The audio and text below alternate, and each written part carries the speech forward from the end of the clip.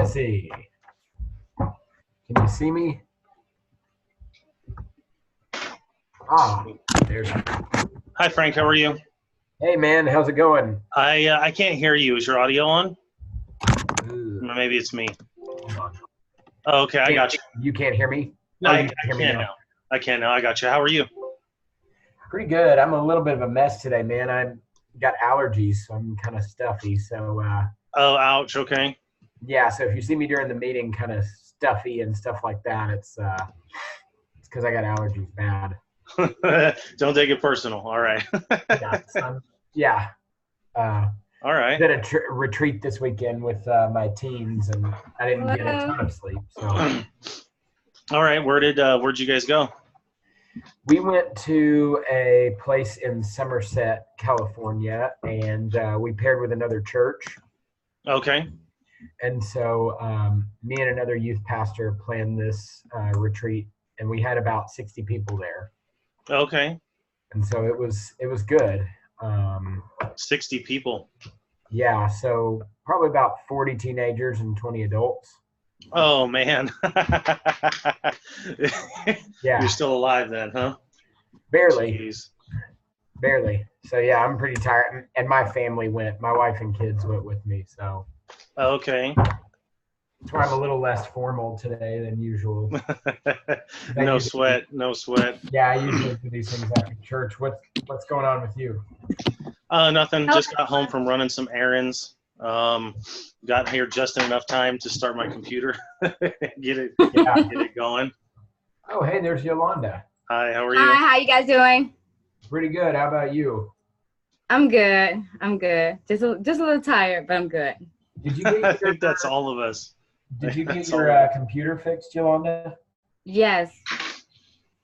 Yes, they sent it in the mail yesterday, so I had to drive about an hour to go pick it up. Yeah. Yeah, because they dropped it off on Friday, but they wouldn't leave it at the house. So I had to end up going to FedEx and picking it up. Oh, man. I saw Raven posted to the group forum that she's running behind, and that she just asked us to start without her. Okay, cool. All right. So we'll go ahead and start here. My name is Jesse. This week's topic is going to be healthy eating to avoid burnout. But I'd like to start with just a follow-up from last week. Could each of you just do a little recap of your week, see if anything about last week's session maybe affected your perspective on aging or anything related to the topic last week? Well, I know for myself, I just worked out and just tried to eat a little bit better. I started using this app to kind of keep myself on task. But I think that was pretty much all I did. Was the app that you were using, did it like a calorie counting app or what? Yeah, it's a calorie counting app, but also it can check it can tell you your blood sugar based on the foods that you eat, and it gives you a chart of the amount of proteins, fats, and and all the other basic food groups. Okay. The things that you're eating the most versus and some of the bad things that you might be eating, some of the things you might need to cut out. So I used to use it a long time ago, but I started back using it. I have one of those that I use periodically. I'll get into the mood and then I'll use it, and it's really easy because you just use your phone to scan all the barcodes, and then it automatically puts all of the nutrition information and calories and everything in there. Yeah, same here. I started using one, and it you put in your age and your weight and everything, and it tells you how many calories you're allowed to eat. And mine said 3,400, and I was like, "There's no way that I eat 3,400 calories a day." So they were saying you should just eat normal one day and record everything. That way you get like a real good picture of how many calories you're eating. And I think I was like over 4,000. I was somewhere around like 4,200. Oh my God. And I was in shock. I felt like such a I felt like a fat pig. That's what I felt like. So it was a shock. It was a shock for sure. Oh wow. How about you, Frank? How was your week? It was a good week. Like I was saying to you, Jesse, I was a little busy this week. I was prepping for a retreat with my teens, so I got some exercise. I did. One of my wife's friends, her husband and I work out together, so we went and lifted weights on Thursday night. So we were able to do Nice. that. But yeah, like I was telling Jesse, if you guys hear me sniffling or like sneezing and stuff, I've got allergies really bad, so please excuse that. How did the retreat with all the teenagers go after we were talking about aging? You know, I thought about that. I don't know, like I stayed up really late playing spades with some of the chaperones, and I'm dying today, man. I want to go to bed. Like I would have napped if I had not had this meeting. I probably would have taken a nap today. But like, I just find that like getting tired, it's harder for me to function without like a 20-ounce Red Bull or something, because I'm struggling today. I've seen you drink a couple of those in the other meetings, so I feel you. That's how I function. Right. Oh wow. How about behavior wise? Was it interesting to go back and see some of the behavior of those teenagers? And yeah. Yeah, just the things like I was talking to one of my chaperones whose son is he's in high school, and he's been like semi dating this girl that's had a lot of issues, and they're supposedly not dating, they're just friends. But they like said I love you to each other last night, and it was like this big deal between all the girls, and the dad's like, I'm gonna murder my son. he's gonna get chewed out by his mom or something like that. And I was thinking like, man, like I don't even think about this kind of stuff anymore. I know I'm married, but still, like, yeah. I was just thinking, reflecting on like teenagers and their lives and stuff like that. It was definitely so different from what I'm used to, for sure. Right. How about you, Stephanie? How was your week?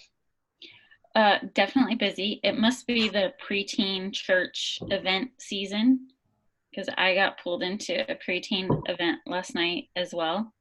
And I stayed out. Well, I got voluntold and I stayed until, I don't know, midnight or something. And I'm struggling today. I have iced coffee as well. I hear you. Yeah. I hear you, Stephanie. Like, Church work. It's tough. Yeah. Yeah. And I would be napping right now. So I can't do it. Yeah. Midnight used to be like a normal, like, that was like a regular hour. Yeah. You know, I'm like, that I don't do that. That's the middle of the night. Right. Yeah.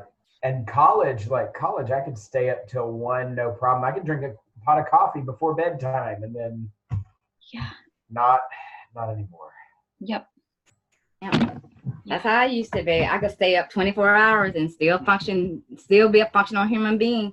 But now I'm around about 10, I'm ready to go to bed. No, matter of fact, around about 9.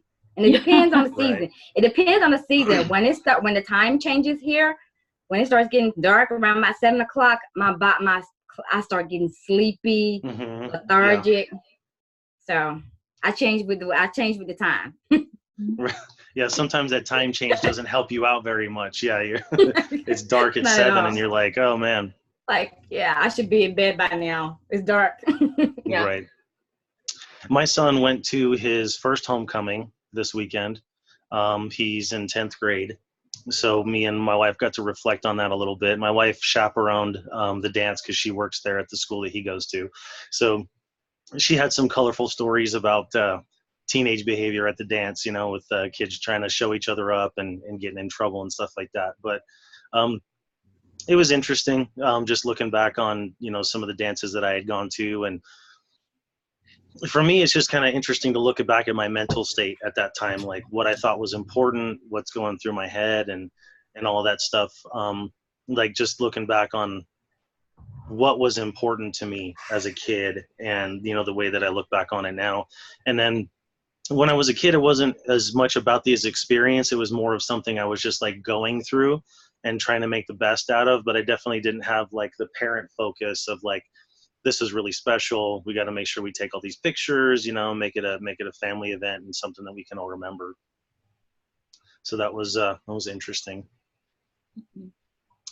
But this week we're going to be talking about food and how it relates to our health, mental and physical health, and how that can relate to burnout.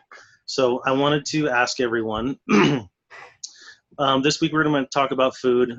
Food can be simple, fast, difficult, emotional. It can feel like a burden.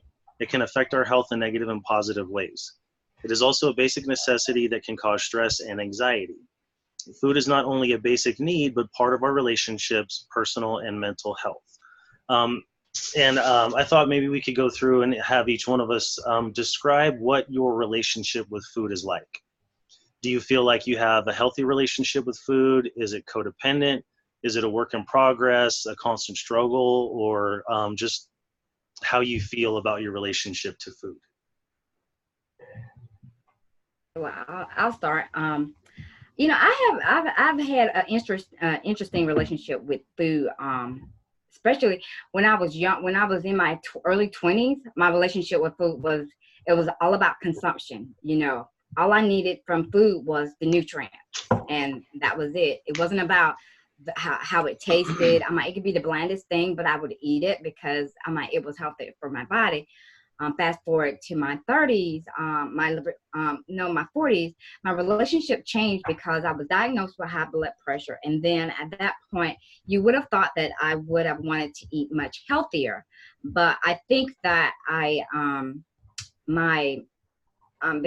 because when I was younger, I eliminated a lot of things from my diet. And so I felt like I was robbed when I was diagnosed with high blood pressure. So I think I started eating everything that was bad. And now, did it come as a shock to you? Because if you were eliminating things, you probably felt like you were eating healthy. Well, I was eating healthy. I didn't eat anything that was fattening. The only thing that was kind of bad was I was drinking alcohol or wine. But other than that, I didn't. Wasn't something that I enjoyed, but also I just ate I ate a lot of salads. I ate a lot of vegetables. I just didn't eat a lot of carbs carbs and things like that. I didn't start eating a lot of those until I started getting older. Until I was diagnosed with high blood pressure, and that's when everything kind of spiraled out of control for me. Oh, okay. Yeah, that sounds like that could be kind of shocking to feel like you eat really healthy, which it sounds like you were, and then to be diagnosed with a health condition that may be related to the way that you eat. So I could see where that would be. You feel like I put in all this work, and then I'm a really responsible person, and then why did this happen? Yeah, it was tough. It was really tough to digest. Was your I don't know if saying you had like a restrictive diet would be right, but did that come from like your parents' influence, or did you always just have like a desire within you to eat healthily, or like with restraint? Well, that was due to I saw what my parents were going through, because my dad had renal disease and high blood pressure. So if I could prevent myself or prolong it, because I was predisposed to it, if I could prolong it, then I'd do everything that I needed to do to prolong that from happening to myself.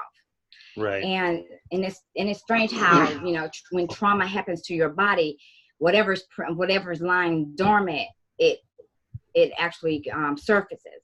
And so I think that's my take on what happened to me. Right. And because I did everything. I worked out. I worked out every day, every other day. 3 to 4 or 5 times a week. So I did everything I was supposed to do in terms of my health and eating. Right. How much did it swing? You said after you were in your 40s and then you got diagnosed. How much do you felt like your eating swung the other direction? Did you just have like no care or concern about what you ate, or was it just like it doesn't really matter anyway, so it doesn't, I don't need to be careful with how I eat? I think I rebelled against my body, honestly, because my body was supposed to protect me, because of because I did what I did what I was supposed to do to protect it, and now I'm like, it really just, it didn't do what it was supposed to do. So I just like, well, you know what? Screw it. I'm gonna eat everything. I'm like, I'm gonna eat all those donuts, all that sugar, all that ice cream that I've been pushing away. I used to make my own ice cream. So. Oh wow! So you put a Yeah. lot of time and effort into eating healthy. Yes. Oh yes. Absolutely. And then just to feel betrayed by your own body after you spent all that time. That is the treating it perfect well. word. How long do you feel like you were eating that way, like not caring about how you ate? Was that a long period of time? It started probably maybe I really didn't notice it until probably maybe a year and a half after I was diagnosed, because I still would go to the point where I wasn't taking my medicine like I was supposed to, because Okay. I still hadn't come to terms. It was almost like I'm like I was still in denial that this is actually happening to me. Right. And so, and then I was like, you know what? Let me just, I try this. And then as you start eating certain things, you start developing those tastes for those flavors. Sure. And so, you start, oh my God, that's what this tastes like? That's amazing.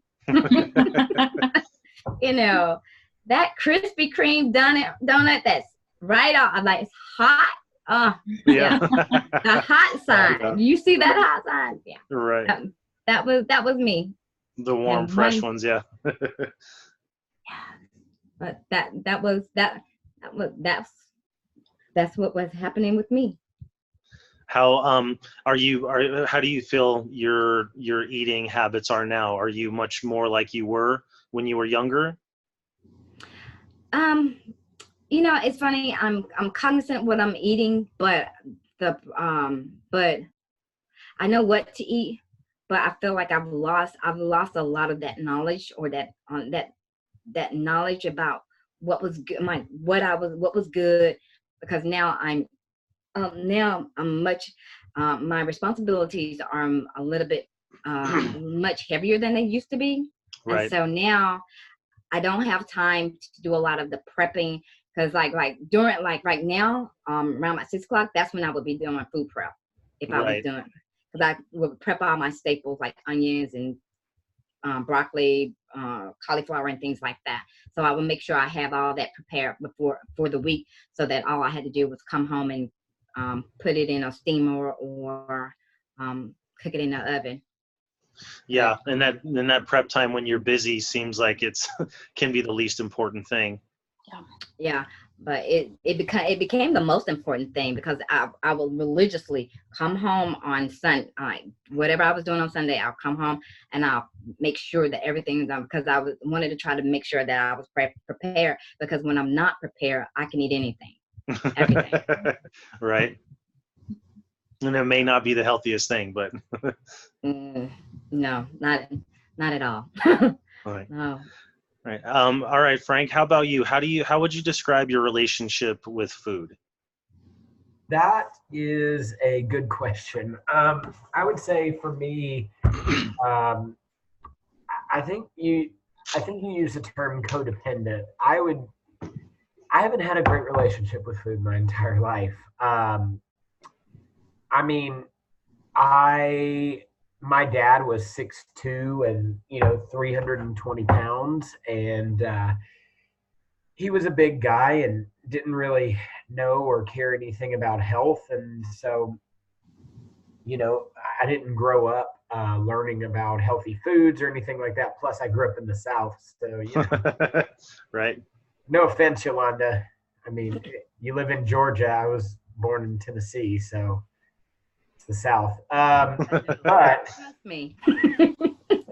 but I like it. Just hasn't been a good relationship. My entire life, I've struggled with my weight, and honestly, it's been something that has been I've been very self-conscious about my entire life. At my core, it's something I'm very insecure about. Yeah. I was just telling one of my elders last week, like my wife had taken it upon herself to make sure that I dress better, to things. But one of the things is like, I had gained some weight in the past year and a half, or in the past year. And so like, right. It did not feel like they used to. So I didn't want to really move up a size because it's like a mental thing to me. And then it's like, well, so it's a weird thing, but I've never had a great relationship with food. I've lacked self-control in that area. It's been really difficult for me with diets and with a lot of different things. I mean, even when I was in college, I was in incredible shape. Like I was in great shape. It's because I worked out 3 hours a day and never stopped moving. And right. I mean, I still ate anything I wanted and did whatever I wanted, but right. I just burned it all off because I moved my metabolism faster. So I never really changed my eating habits. I just worked out more. My weight has always gone up and down, ballooned. I'd get really big, and then I would shrink. I'd shrink, lose 20, 30 pounds, look really good, and then I would be like, yeah, I'm going to keep this up for a while, and then it collapses, and that's hard. Like today, my wife was talking about our after retreat dinner, and she wanted to get something really, really bad for us tonight, just as kind of like we're tired. She doesn't want to cook dinner. I don't really want to cook. Yeah. And that kind of thing. And so we, thinking about this is really appropriate for me because it's not a healthy thing at all. It's not a good relationship for me in food, and I'm able to admit that. I'm right. aware enough to know it's not good. Yeah, I feel actually a lot similar to the way that you feel. I've got half a closet full of clothes in my closet that don't fit me or are just tight enough to where I feel uncomfortable in them, and it's kind of tough to deal because you can like put something on and then almost feel guilty immediately, like shame, like, oh yeah, you ate too much, That's exactly how I feel. Man, I am a fatty when I put on this shirt or something. Right. And you start remembering like, man, I looked really good when I felt really good when I had this stuff on. And I think that's one of the biggest things that many people deal with in regards to food is the way that it makes them feel.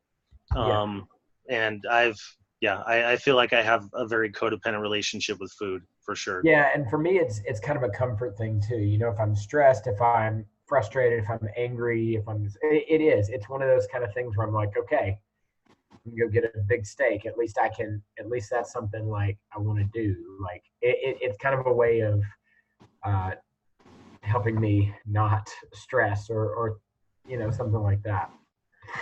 So do you think a lot of the way that you eat, like you said, is based on how you're doing, like emotionally or mentally, like high stress times? I don't know. Like, I think for me, it's different. I mean, I think sometimes yes, and then sometimes no, in the sense that I think it depends on the situation. And it doesn't help that, like, working for a church, like, I do a lot of lunches with people. Like, that's my big thing. I do a lot of lunches, and working for a church, like it's encouraged that you have lunch with, for me, that I have lunch with my students, that I,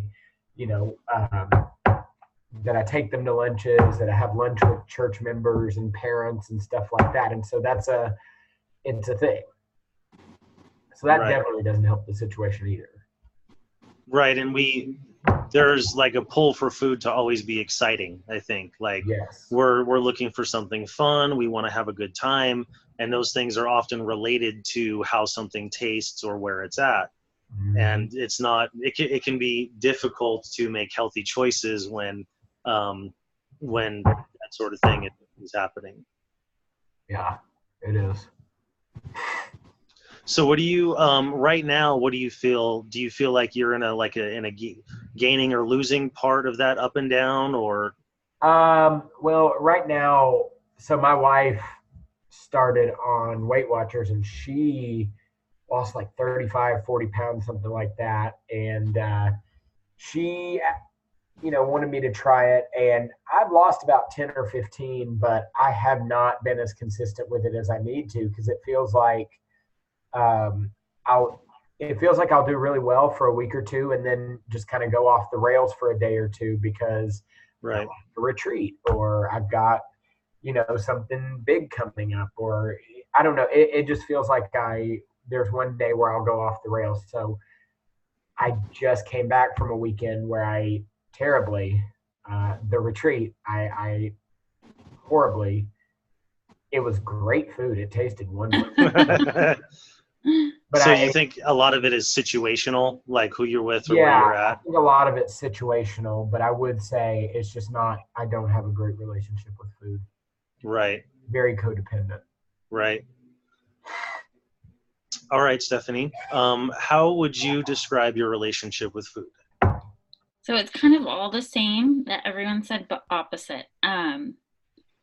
I, in my 20s, did all of that, but restricting. So I heavily restricted everything in the like borderline anorexic. Yeah. So, gosh, I probably ate 200, 300 calories a day. Wow. Yeah, it was bad. And then probably exercised, 3 times a day with, about 1,000 calories worth of exercise. So that was not great. What do you feel like was a major influence for your choice to live that way? So I experienced a pretty significant trauma my freshman year of college, and it was the urge to just control my body and kind of my circumstances within it. Right. And that was probably the only way that I could see myself controlling things. Right. Went to a lot of therapy to kind of get through it. I still don't own a scale. I still don't go to the doctor, and I weigh myself backwards to this day, like things like that, to just kind of not, just don't do those things. Right. Yeah. The interesting part about my health now is that because I have migraines, I have to engage in some restrictive dieting. So that's kind of like a tricky area for me. Right. So eliminating certain things is interesting. Did you work those out through like an elimination diet, or did you work with a doctor that helped you like isolate what may be causing those headaches? So yeah, no, both. So Okay. you have to kind of start at ground zero where you eliminate everything that could possibly trigger, and then add one by one back in to see. And I've tried everything. I've tried the ketogenic diet. I've tried the gut diet. I've tried all these things. But it's a very like careful line with my past that you have to walk with health and dieting. Those types of things. Yeah. And I think that you're right, that definitely like one diet doesn't work for everyone.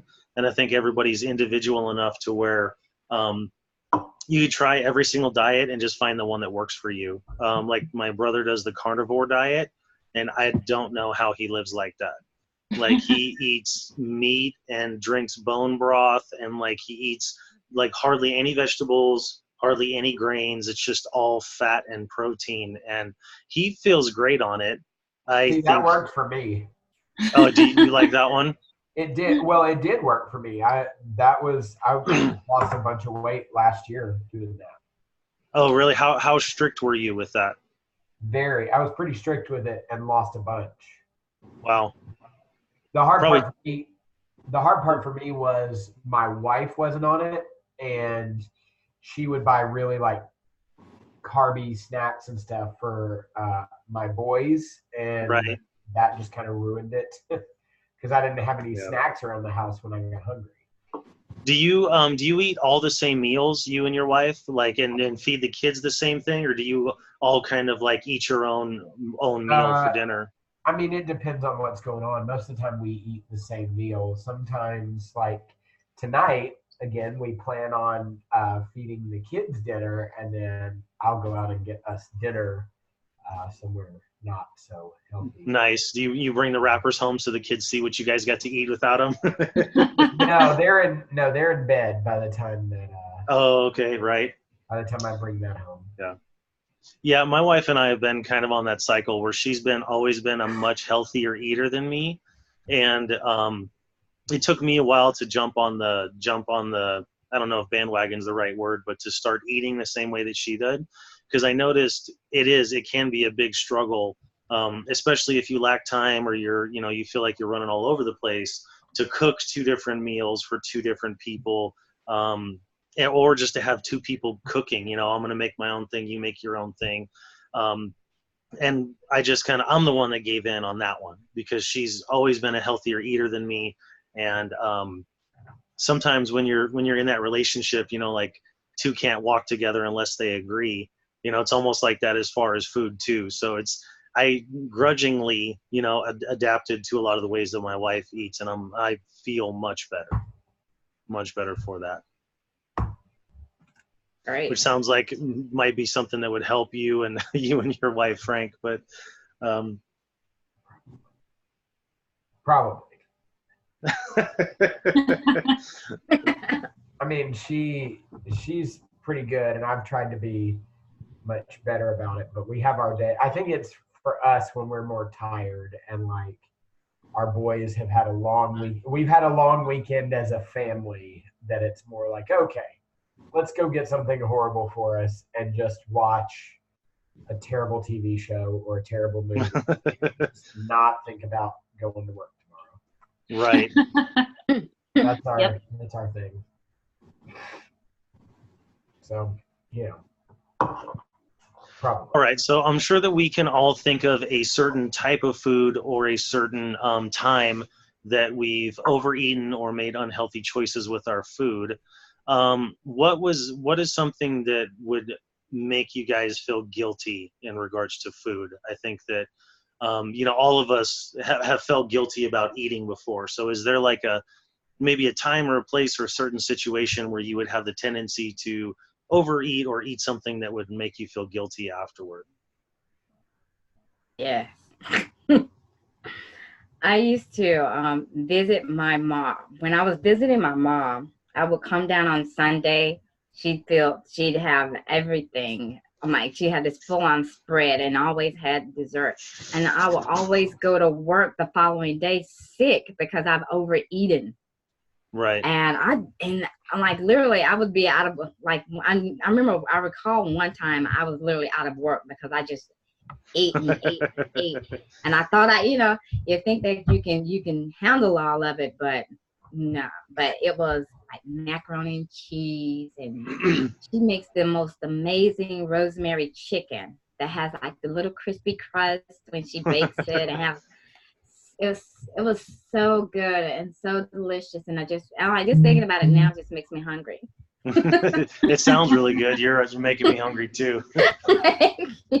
Like make me want to go and make my own. But yeah, that was it for me. So like a family get together, maybe where there's a lot of food accessible. Well, my mom, she's always cooked like that. She's always cooked like a large amount of food. We've always had two vegetables, our starch, it's like cornbread, like your Oh yeah. typical Southern dinner. Yeah. So, and always have to have a dessert. I'm like, she'll cook a pound cake, or she'll make a peach cobbler, some kind of pie, something. It's always, there's always something. And so, you look forward. I'm like, I used to look forward to coming down to the house and just eating. Right. Just eating that, because I look at it like this. I sacrificed art during the week, and that was the weekend was my time was my cheating time. So, I started doing that, and it was bad. It was really bad. I got better at it once the But last time I had a whole weekend of cheat meals, or just like one day? just one day, just one day, just one day, and it will always be that Sunday.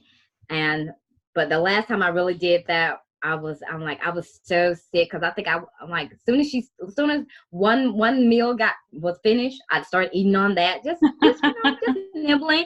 Well, just nibbling. I'm always the first one to taste it. I'm the taste tester. I've got to make sure that it tastes right. You might need to put something else in there.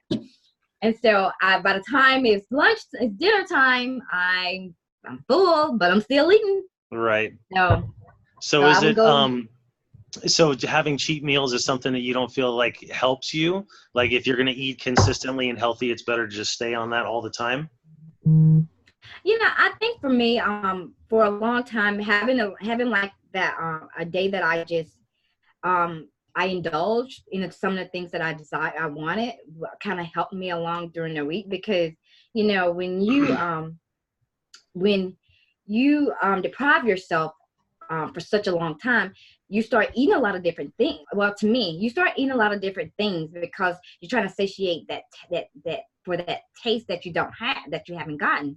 And then I found that whatever I have a taste for, I'll eat it, but I'll eat it in moderation. And that typically helps me. I've gotten into eating like dark chocolate. It's not it tastes like cardboard, but if I have if I want chocolate, I'll eat some dark chocolate. How do you hate dark chocolate? Huh? How do you hate dark chocolate? No, have you ever had dark chocolate? I'm talking about like pure dark chocolate, like 85% cacao. Oh no, that stuff tastes like dirt. That's no good. You gotta go for like 65. I like it. Oh my God, that is. Yeah, I brought some. My wife asked me to get dark chocolate, and I came home with some, and she was like, "Never buy this again. Like, all you did was make me mad." Because I bought some stuff that was like 85, 90%, and it was really awful. I did not like it at all. I'm like, it does. It has this taste, and it makes you feel like there's nothing, that your mouth is just like binding itself together. It's bitter. Yeah. I don't know. I used to do the really restrictive eating through the week and then have one cheat meal. And I felt like that really helped me get through it. You're expecting towards that. Okay, I'm going to go to Five Guys and get a double bacon cheeseburger, and it's okay. And I don't have to feel guilty about it because I ate really, really restrictive all week. So some people that helps them, and some it doesn't. Yeah. Yeah, and I know it helped me. I know it helped me because I love pasta, anything that's Italian. I love macaroni and cheese. I can sit there and just eat macaroni and cheese by itself. But it has to be good macaroni and cheese. Not everybody can make it. But I know that, and sometimes I used to kind of like psych myself out. I'll throw a little bit of broccoli in it, and so that made it seem like that made it somewhat healthy. Right. So you throw some. I'm telling you, and then you start eating, because I started trying to make I think it was broccoli and cauliflower mac and cheese, which is actually pretty good. Yeah. So I try to use some alternatives for certain things that I like, but yeah, definitely on the weekend I'll splurge with my eating habits, and I don't feel too guilty because I don't go to the extreme. I don't because like I can count on my hands probably how many times I've eaten a hamburger this year. That I really do like Burger King. that plain broad Whopper, but yeah, with extra tomatoes and extra lettuce. So you don't find yourself in situations frequently where you feel like there's a temptation to make bad food choices? Now I do, because where I work at, every Friday is a pizza Friday. Every time I look at Jeez. And I'm like, and I try to get like I'm like, I always get cheese pizza, get only 2 pieces of cheese pizza. And, you start seeing, and I don't care too much for pepperoni, but for some odd reason that pepperoni pizza started smelling really, really good.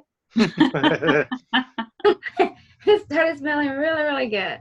But, those are I'm like, and there's social pressure in those situations. Like if you're the only one not eating, people might hassle you like, oh, you're too good for pizza, or what do you want to diet? And you're like, you don't want to, I don't want to talk to you about my weight or my eating habits, but then people give you a hard time. And like Frank was saying, there's social pressure involved in eating sometimes that works against your choices.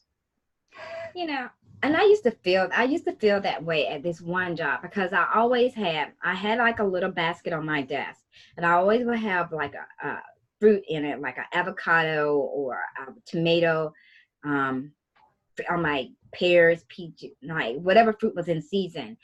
And I started finding that people were coming to my desk. They was always coming to my desk, and they was getting my fruit, but then they'd be talking about you always eating. I'm like, you always eating so healthy. I want to try to do it. I say, if it was easy then. I say, you just have to make that first step. But then I noticed that every time, I'd eat my healthy dinner or meal, and they would make me feel bad. So I started cooking certain things like, oh, look, I can cook, because I cook. So I'll say this, and then I cooked some yams, but they were kind of more like dietary yams, and people were like, nope, I'm not going for this. This is not good. So but yeah, there was a lot of pressure to do, just to eat unhealthy. You would have think it would have been the opposite, but the pressure was just, it was just mounting, and sometimes you just cave. Right. How about you, Stephanie? How do you feel like do you feel like you deal with guilt regularly, or you're in situations that make it hard for you to make healthy food choices? So I've worked really hard to disassociate food and guilt, because that's so regular for me, for food and guilt to be linked. Okay. So just because it's part of kind of that that anorexic, like food and eating and guilt are so tangled, that through counseling I've kind of removed the two together so that I can eat and live a normal life. So when it comes to indulging, I try to indulge a little bit as a normal process of life, in order to push myself to not have that that guilt association. So when there's like donuts at work or pizza or something like that, I'll purposely get a little piece, just so I don't get into like a restrictive type of mindset. Right. Yeah. So is your guilt related to eating do you feel guilty because you like harmed yourself with a restrictive diet, or is it actually the food that you were eating? Like, were you eating food and it made you feel guilty because it like you're irresponsible or made a bad choice, or is the guilt related to like the coping mechanism of not eating? They're linked intrinsically, because if I was eating, that meant that I was consuming calories that weren't allowed in my restrictive state. Okay. So like if I had gone over whatever supposed calories were allowed that day, whatever it was, if it was 100 or 300 or something, and, any calories consumed was just guilt, because I should have been, my status at that point should have been nothing. Like that Okay. was the attainable goal, like consume no calories and shrink Right. forever, to nothingness. So all calories consumed were associated with guilt, because that was Right. representative of a lack of control.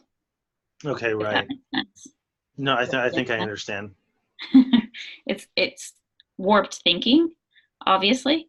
But yeah, so now kind of releasing control and indulging is a sense of freedom. Right. And it almost sounds like it relates to self-care a little bit, Mhm. like allowing yourself or motivating yourself to eat something like that is a form of self-care. Yeah, because 90% of the time I eat pretty healthy. Right. So, here and there it's, And it almost sounds like it's like a reminder of freedom for you. Like if you can go indulge in that or eat that, you're like, I'm like, well, maybe I'm doing better, or I'm okay, or like this is okay. And it's like an accomplishment. Mm-hmm. Absolutely. Yeah. And not have any like negative associations with all of it is very, very freeing, and a reminder of work that has been done. Wow, that's awesome. Yeah. All right, Frank, how about you? I mean, I think you said a little bit, but do you feel like you have consistent situations where you're making unhealthy food choices? Yes. I think a lot of it depends on, again, a lot of it is situational for me. It's gotten to the point where sometimes I'm like, yeah, I'm going to make healthy choices. And then other times I'm like, I've had a long week. The kids are being ridiculous this week. So, I don't know. I use that as an excuse a lot. I feel like I know it's an excuse, but I still use it because I think that for me, there's just we're so busy and everything's going on all the time. And this is one of those things that for me is kind of comfortable. I don't get to relax a lot, and I don't really know. I'm not 100% sure if I know how to just fully relax, because now it's like, even on my day off, I do grad school stuff, and then I try to do stuff around the house, but then doing nothing is like still not all that relaxing. So I don't know if I know how to feel relaxed outside of like eating food that's just delicious and tastes really good, but not. Yeah. So I don't know. I think I think for me, there's a lot there mentally and emotionally, and I think there is some shame there. I mean, I think I said something last meeting. When I was in high school, I weighed like 280, 300 pounds, something like that, and then I lost a bunch of weight in college, and it was good, but it still like it kind of sticks in my mind. And right. With me, like my dad, even though I was a fatty for a lot of my life, my dad kind of really he sort of made fun of me. He wasn't always the best person. But he made fun of you for your weight, even though he. Yeah. Okay. Yeah, he did. From time to time, there were things he would say that were hurtful, and my mom and dad tried to put me on a diets when I was younger, stuff like that, and it never really lasted.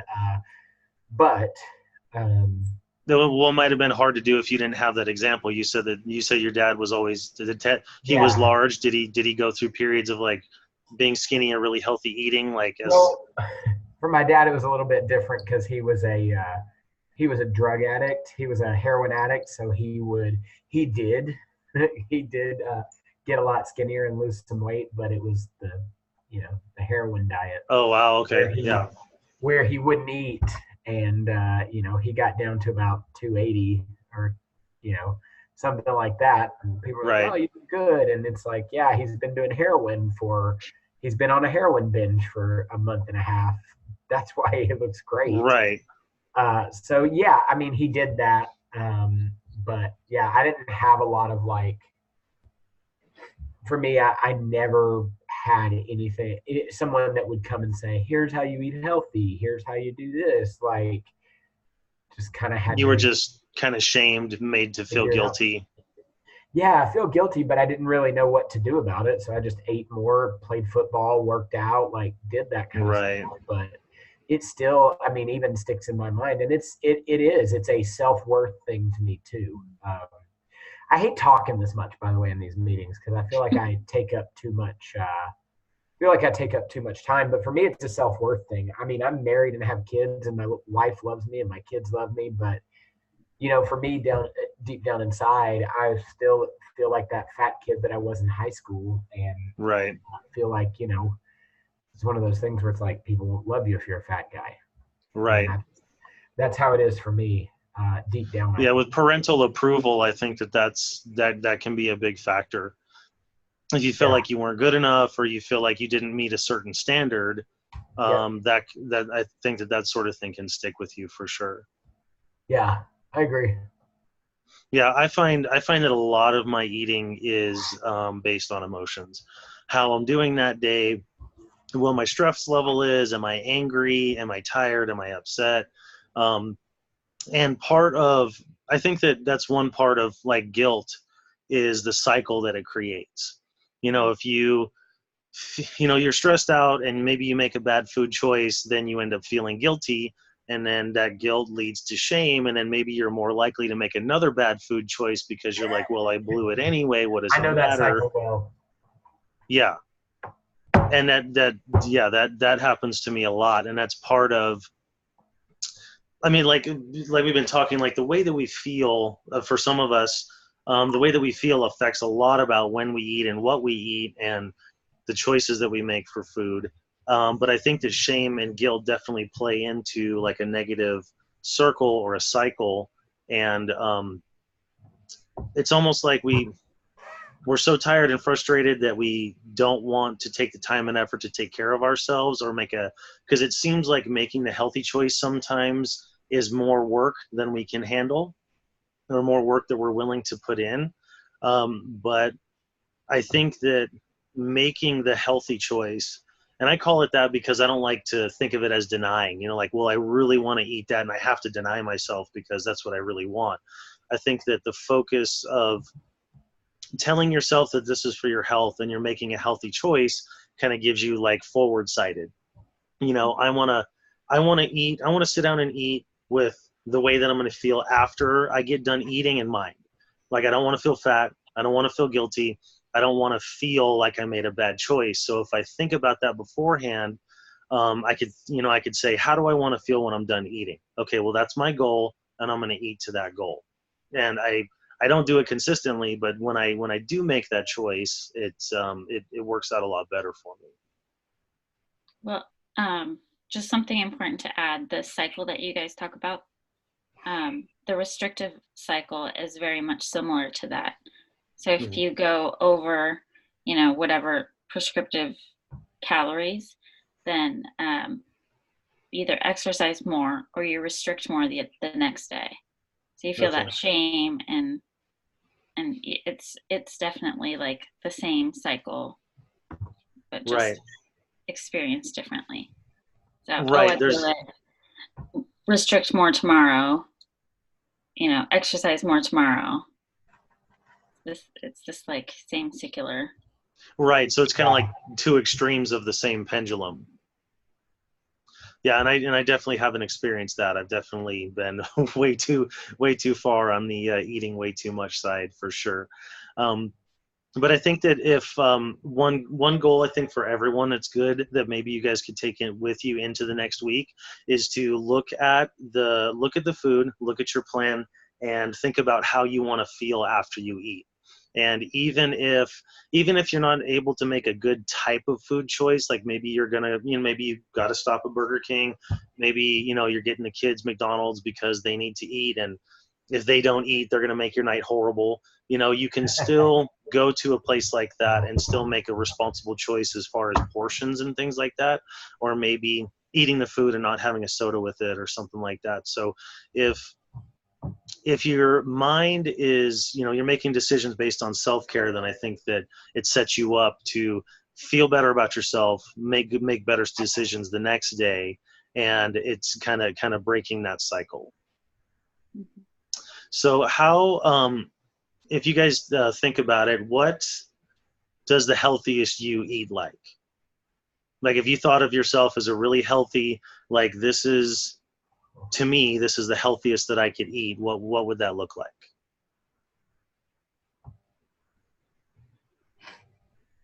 Maybe as far as types of food or portions, or what you need to do to prep for.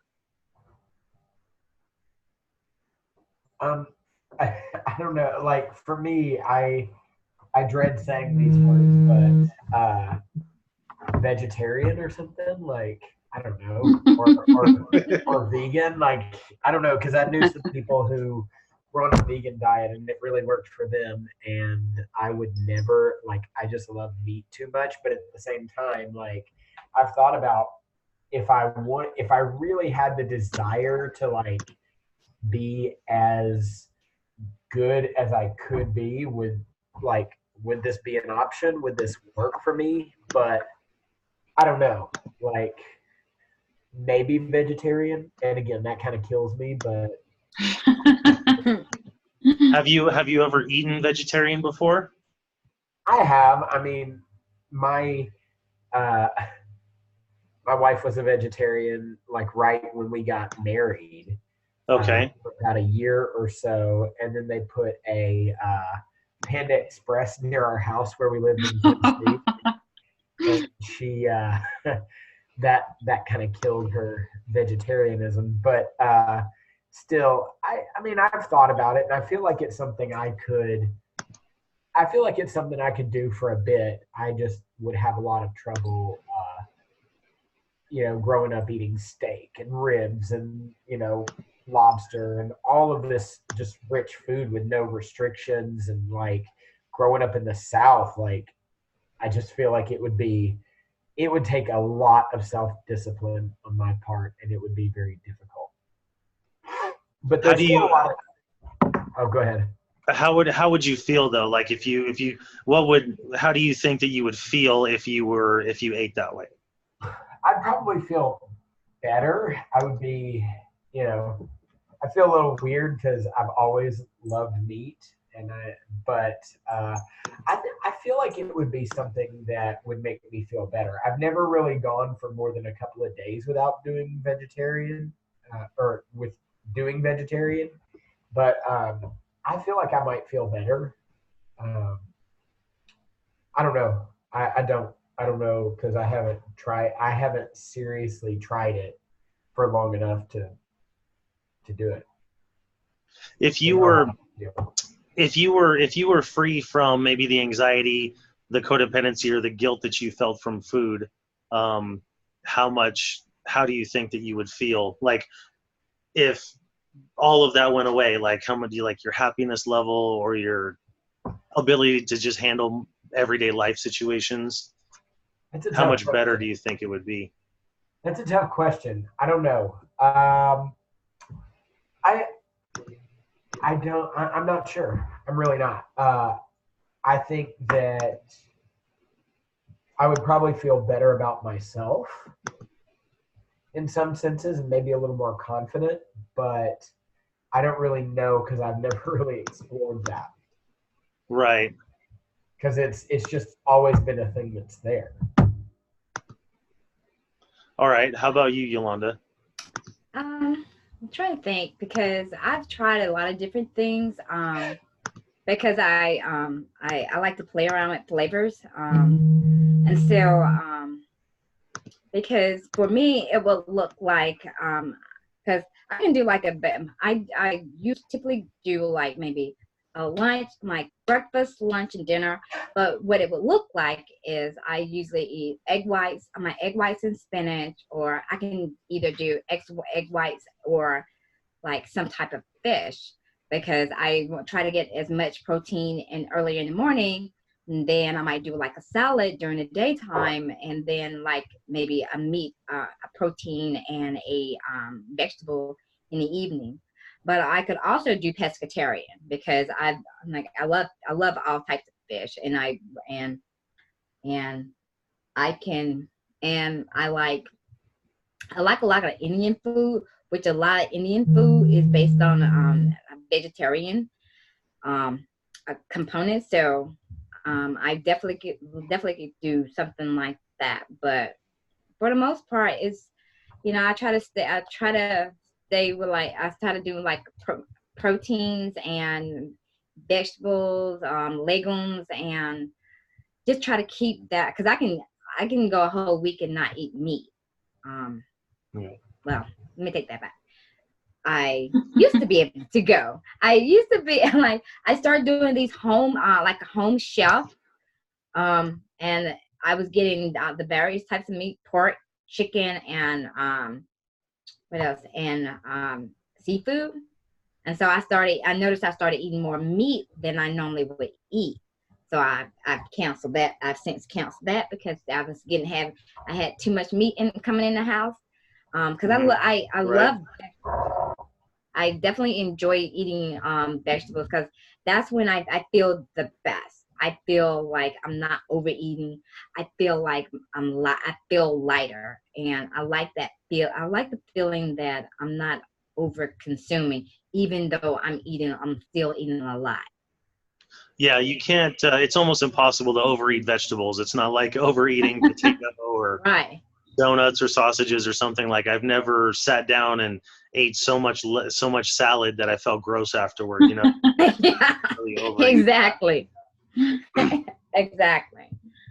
But that's my typical go-to. Okay.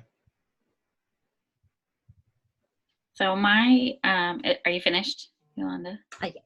Okay, so my like best self with meals is I'm kind of a grazer, so probably about like 5 very small meals throughout the day is what I tend to kind of lean towards.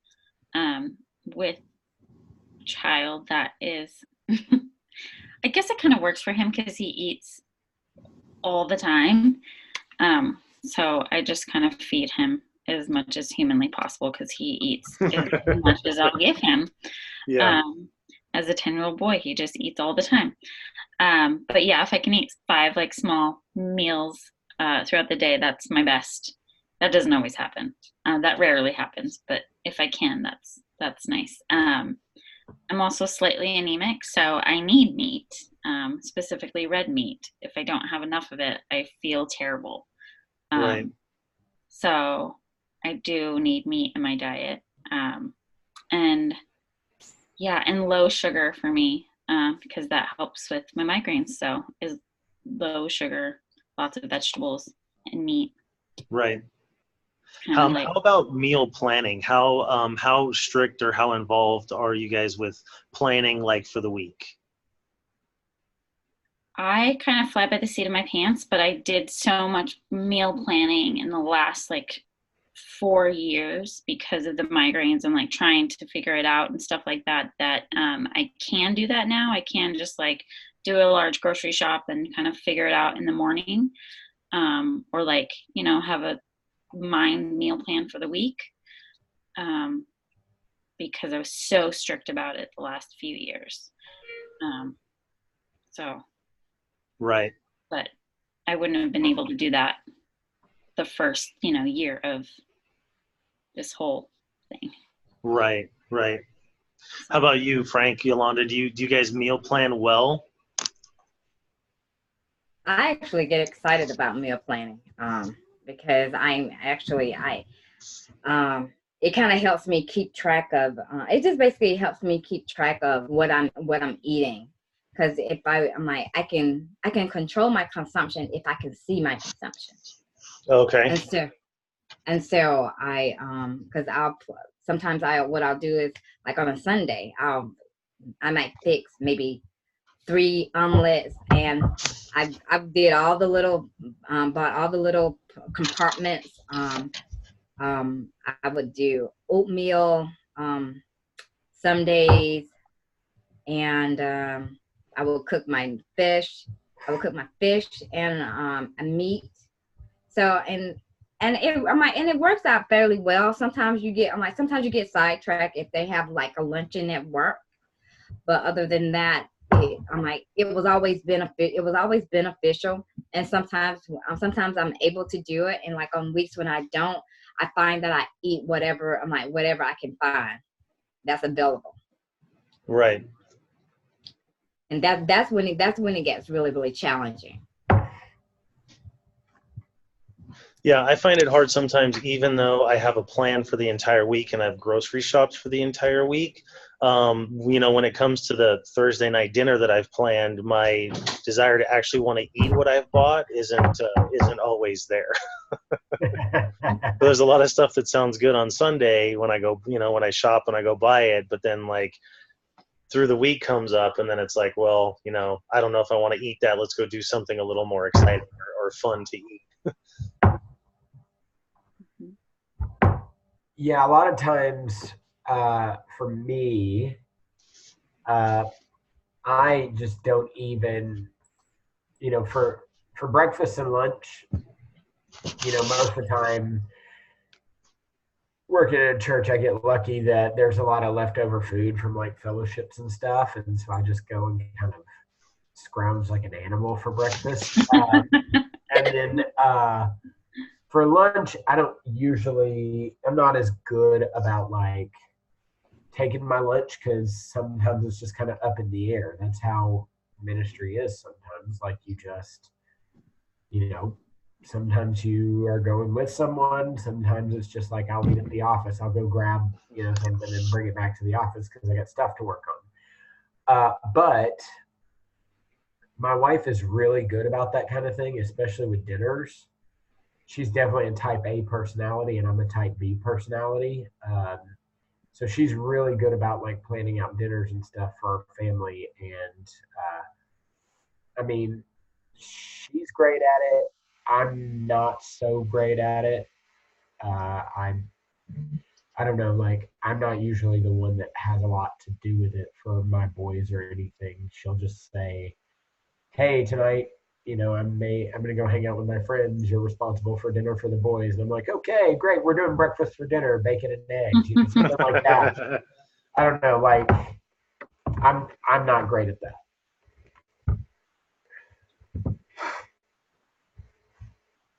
So I think that for all of us, we get to the second part of this, which gets into self-care.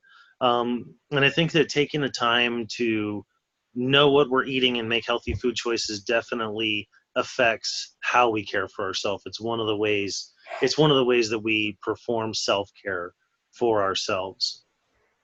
And so we want to make sure that we're not using food to cover up personal struggles or a lack of self-care, because I think that one feeds the other one.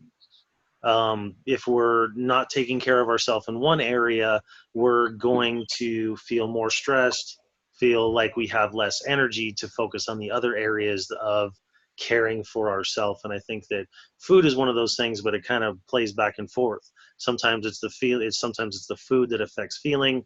Sometimes it's the feeling that affects what we're doing and what we're eating. So how do you guys feel that food relates to self-care?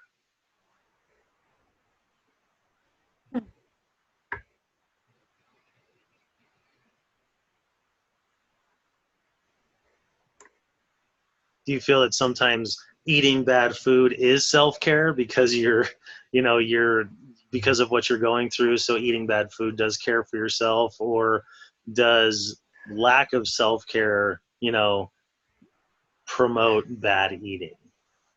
And how related do you feel like they are for you? Well, I think they are. I would think that they are interrelated because, sometimes when you're in a stressful situation, you know, food can be very consoling. And so, and that plays into your self-care, where it's a negative aspect of self-care, because you want your self-care to have kind of you have a positive effect. But I think for me, when it comes to food, it's it has I'll say this: sometimes it has a positive effect for self-care for me, because when I know that I'm eating right, then I know that I may have better mental clarity. I know that I know I'm not overly stressed out. And I'll give you an example where matter of fact, last night I went out with a group of friends, and you know, I always go and look at the menu, because I want to make sure that I'm going to be eating something that's not going to make me sick, because sometimes if I eat late at night, I know that I'll get sick. And so I decided that, I'm going to eat something that's going to be light, because if not, I know that the end result is going to be me being sick in the morning, or maybe having acid reflux. And so when you think about that, you have to think about what you do, how that is going to relate to your body. And that all of that plays into, defining how you treat, how you're going to do, manage your own self-care. And that's what I'm getting into the point of doing, or getting, applying now. I'm like, it's not always easy, because you see everybody else eating everything that looks fantastic, but I just have to be mindful. I know how my body is and how it reacts to food.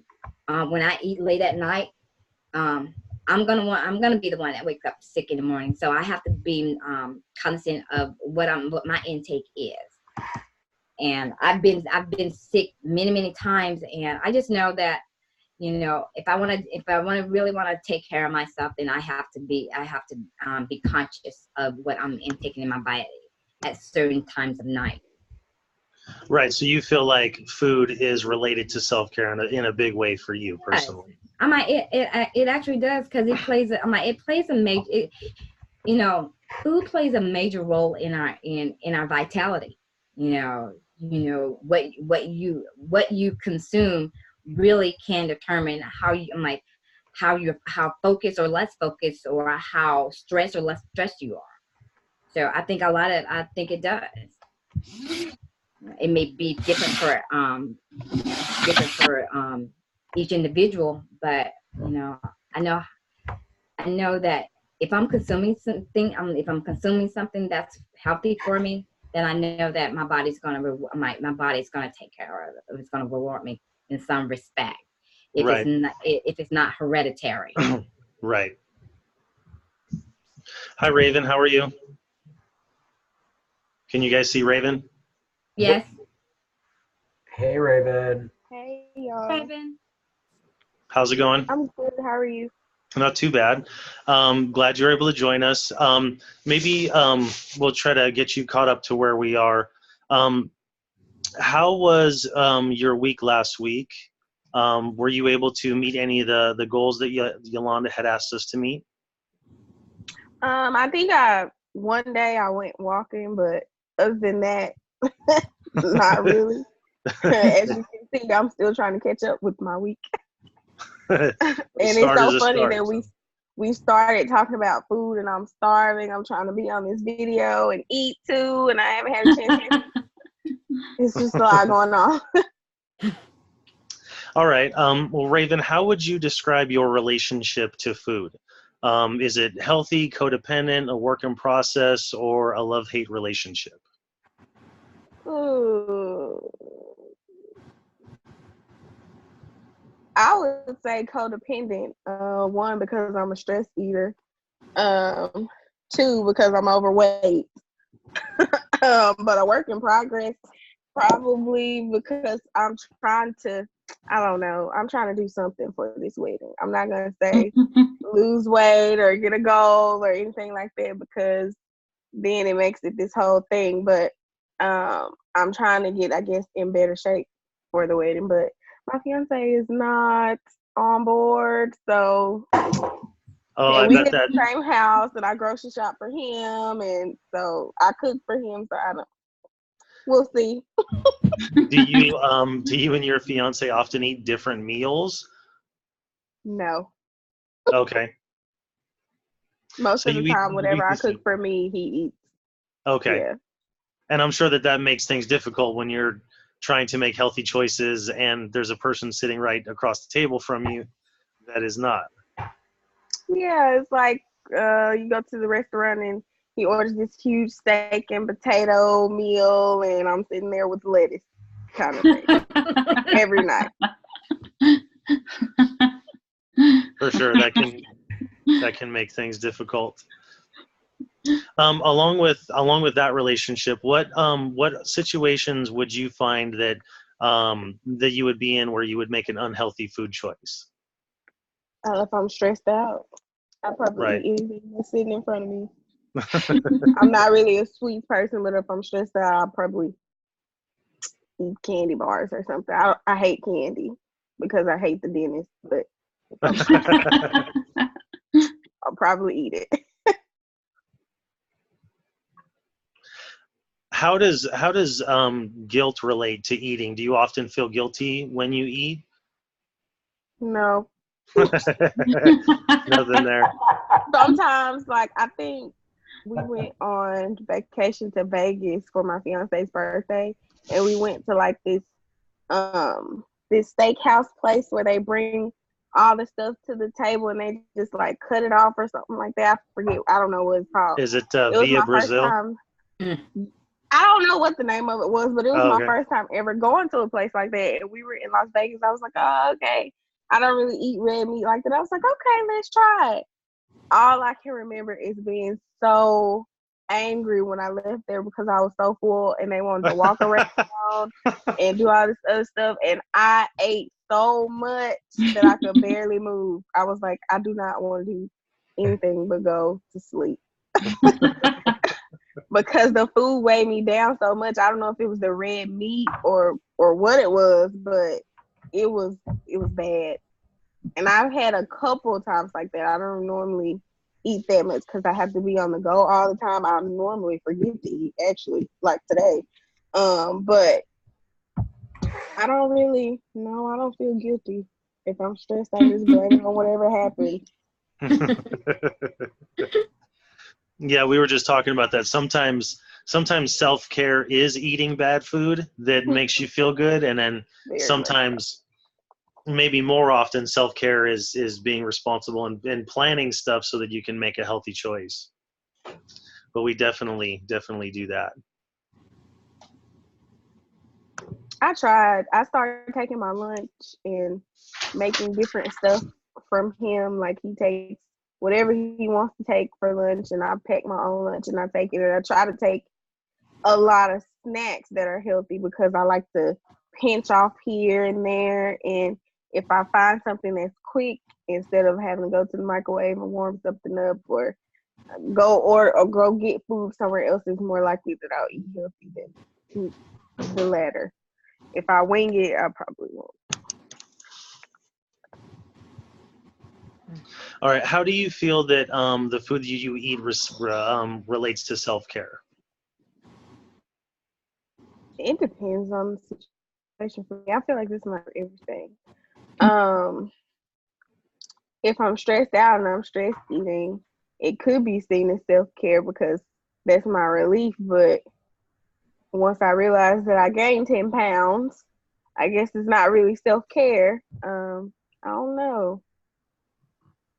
Yeah, we discussed that a little bit about how the cycle of eating can produce shame and guilt, and that may lead you to make more unhealthy food choices because of that feeling. And I think we're all in agreement that we're all struggling with that one. Good to know I'm not alone. Oh, for sure, for sure. Yeah. What does self-care look like for you guys? Not necessarily in the way of food. We kind of already talked about that a little bit for food, but what activities or things do you feel like benefit you that prevent you from maybe not a full burnout, but for feeling burnout or feeling like you don't have the energy or motivation to deal with your everyday? Not just clarifying, not necessarily for food, or just like globally self-care. Just in anything. It could. I mean, we've talked a lot about food, but just in general, what does self-care look like to you? Bike riding. Oh, I'm sorry. You can go ahead. I'm sorry. What did you say, Raven? Oh, I just said shopping. Oh. I get my steps and I get new stuff. Do you does shopping, is it kind of like a complete thing for you? Does it handle most types of stress that you have, or is it just maybe like your go-to? I pretty much most stress that I have, if I just walk out or leave and go to a store or something, I'll probably feel better. So it's also, so I mean, so maybe shopping and buying things is like a self-comfort thing, but you also think it's about like personal space also? It could be, because I am a more flight than fight type of person. If I'm so overwhelmed, I'm gonna leave, and that's just the place that I end up. I might not always buy something, but getting away for a while, I think, is the main goal of it all. Not necessarily the shopping part. That's just where I end up, but leaving the stressful situation and getting some air. This definitely is a big help for you. Yeah. All right. How about you, Stephanie? There's a few things I do. Consistently, I wake up at 5 a.m. in the morning before anyone is awake, and I drink my coffee and either read or do a Bible study when the house is quiet, and that is something I don't miss. Every day I do that because that's just my me time. Right. And then if I'm feeling really overwhelmed, I'll do something creative. So I'll either color, which sounds really like kindergarten, but I color, or I make jewelry. Okay. It kind of like just puts me into a totally different like brain space. So those are my two things. Creative activities. So you find comfort or relaxation in creating. Yes, and like tactile, where okay. I'm like using my hands for things. Like video games? Maybe that's the connection. Yeah. Yeah. I tried knitting, but it was really boring. Like I couldn't. Okay, right. I couldn't. It just didn't work for me. So. And so, Yolanda, you said physical activity for you? Yeah. I do two things. I'm like, it's usually like something like a hiking or bike riding. And if I'm not able to do that, because I usually do that sometimes during the weekend, but like during the week, for me, it's like listening to, I listen to a lot of TED Talks, and that for me is just getting my mind in a healthy place, because sometimes I'm so bogged down with a lot of the other things that are going on that I just need something mentally healthy imparted in my spirit, because I just feel like I just need it. So I listen to a lot of TED Talk. I look at a lot of YouTube, and sometimes I look at trash TV because that helps. That kind of keeps me calm. So I do a lot of that. So how about you, Frank? Oh man, you guys have made me self-disclose a lot today. You've done well. I don't mind. I'm a minister, so I'm used to it. That's the goal. That's the goal. I'm a minister and I'm used to it. It's just I feel like I'm talking a lot more than I should. To be honest, I at this point am not 100% sure what self-care looks like. That sounds horrible, but having 2 children running around, a wife that works 40 hours a week, me working 40 plus hours a week, and going to grad school. And it's and ministry's always up in the air. Sometimes I'll work 60 hours a week. Sometimes I'll work 20. So I don't have a lot of time to do anything that's even remotely self-care. And I don't have a ton of hobbies other than like watching football or something like that. I do enjoy physical activity, but not necessarily. I'm okay with going on like a jog or something like that. I think I could do that. I think that would be a self-care thing. But I also really enjoy like getting together with a group of people and playing ultimate frisbee or playing a game of football. I also, one of the things I think to keep me from burnout is to do something where I feel like I make a difference.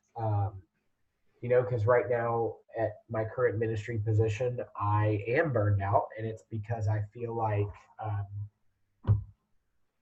I think it's because I feel differently than my church on a lot of issues, and I feel like things aren't going to change, and I'm not really making a difference, and it burns me out. And so, to me, I think I have to do something that makes me feel like I'm actually helping someone, or like Right. I'm actually making a difference. What that is right now, I don't know. Like I said, I don't have a ton of hobbies. I need to find them, but I think that's the season of life that I'm in because I don't have a lot of time to have hobbies. But It sounds like maybe a lot of what you're dealing with isn't necessarily based on a lack of self-care. Maybe sounds like the environment that you're in at work. Yeah, and I think that leads to a lot of things. I think because I am burned out at work and I don't really I didn't have a backup plan going into this thing. I think that leads to a lot of other things, and I just don't have a lot of motivation to do anything at this point. Right. Because I just don't know what I want to do. I don't know myself outside of this context. Right. So I just know I'm not happy here. And that's affecting your life outside of work. Yeah, it affects a lot of things. I mean, I love my wife, love my children, I don't know what I want to, like, I know I'm going to grad school for counseling. I enjoy counseling. I like it. I just don't know. I don't know what I like to do outside of, I don't know. So if I asked you what you would want to do as far as self-care, like if you could leave town and do whatever you wanted without commitment, what would you go do? I have no clue. Not necessarily break from your family, but I mean, like, hunting, fishing, cycling, exercising. I think it would probably be just play a game of ultimate frisbee, play a game of football, maybe just kind of hanging out with people that I really enjoy, like being around. Yeah. Like that. I think I like being around people. I like hanging out with people. So to me, that would probably be what I would do. I'm not 100% sure. Right. Man, so you would disclosure going on today for me. So you feel like you're not doing well? Do you feel like you're not doing well in the area of self-care, or do you just feel like it's mostly based on your job? I think a lot of it's based on my job. I think a lot of it's based on my unhappiness here and my lack of motivation to try. I get by. I am successful, but successful doesn't necessarily mean passionate. And I'm just not passionate about it anymore. So I also don't know what else I am passionate about besides, helping people. What you're doing there already. Yeah. Is it possible your self-care is just taking a break from all the things right now?